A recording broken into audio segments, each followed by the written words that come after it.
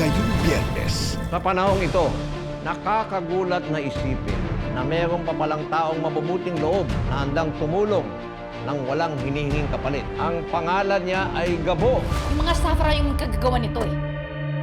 Wala nang pag-asa tong kasong to.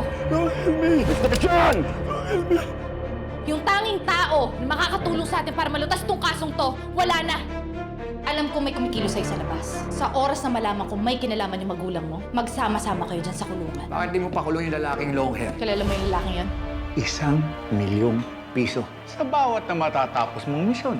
Napakalaking pera para sa isang misyon. Ang ibig sabihin lang, buhay ko ang magiging kapalit nito. Paglabas ko dito, maniningil ako. Di lang sa'yo, pati dun sa lalaki nagpakulong sa akin. Kasalanan lahat to ng agent kasi yun to na yun eh. Hindi ako titigil hanggat hindi ko siya nagagantihan. Kinakailangan na natin masugpo ang lahat ng mga masamang mga tao. Natanggap ko ang hamon niyo. Kailangan maging isang anino ka. Coco Martin Sigabo.